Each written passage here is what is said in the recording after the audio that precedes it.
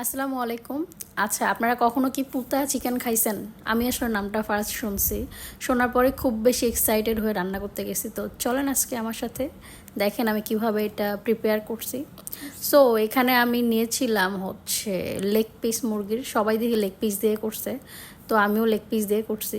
এখানে হচ্ছে আপনারা মনের যত রাগ আছে, রাগটা আপনারা এখানে ঝাড়তে পারবেন। এই যে শিলপাটায় আমি যে খুঁচাইতেছি, মানে থ্যাতলা করতেছি, এটা আসলে আমি একজনের উপর রাগ ঝাড়তেছি। কার উপর ঝাড়তেছি নামটা না বললাম, নাম বললে চাকরি থাকবে না।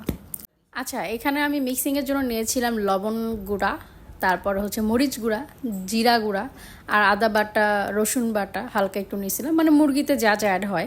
আর মেইন ইনগ্রিডিয়েন্টস হচ্ছে আপনার কাবাব মশলা আর পুদিনা পাতা আর কাঁচামরিচ। পুদিনা পাতা আর কাঁচামরিচ দেখি রেসিপিতে তারা বেটে নিছে, বাট আমি বাটতে সমস্যা, যার কারণে আমি ব্লেন্ড করে নিছি। ব্লেন্ড করার পরে এখানে সয়া সস অ্যাড করছি আর টমেটো কেচাপ অ্যাড করছি টেস্টের জন্য। আর লবণ, চিনি যদি আপনারা দিতে চান হালকা একটু চিনি দিতে পারেন আপনাদের মুখের টেস্ট অনুযায়ী। আমি আসলে এখানে ইউজ করে নাই। আর এখানে এখন এই যে মিক্সিং করতেছি, মিক্সিং করার পর দেখতে পাচ্ছেন এইরকম একটা সুন্দর মানে কালার আসছে। রেসিপিতে দেখছিলাম কি যে একটা একটা করে মশলা অ্যাড করার মাখে, আমার কাছে মনে হয়েছে ওটা বেশি লং প্রসেস। আর আমি যেহেতু একটু কামচোর, আমি শর্টকাট ওয়ে খুঁজি, এই জন্য আমি একবারে মিক্সিং বানিয়ে নিচ্ছি। বানানোর পরে একবারে আমি ম্যারিনেট করতেছি। আচ্ছা, মেরিনেট করার পরে দেখতেই পাচ্ছেন জিনিসটা এরকম একদম জুসি জুসি একটা সুন্দর একটা কালার আসবে।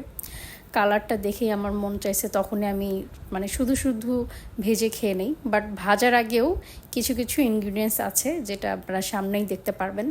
তো হেয়ার ইজ দ্য ম্যারিনেট আর হেয়ার ইজ দ্য বাকি ইনগ্রিডিয়েন্টস। এখানে চালের গুঁড়া নিয়েছিলাম আমি, আর হচ্ছে একটা ডিম, যদিও একটা ডিম দেওয়া হয়নি, পরে আরেকটা ডিম অ্যাড করছিলাম।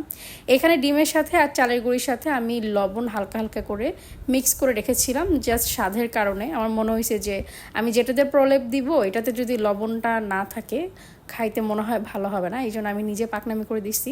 বাট রেজাল্টটা কিন্তু ভালোই আসছে।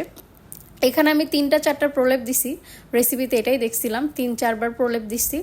আপনারাও এইভাবেই মানে প্রলেপ দিবেন, তাহলে বেশি স্বাদ লাগবে।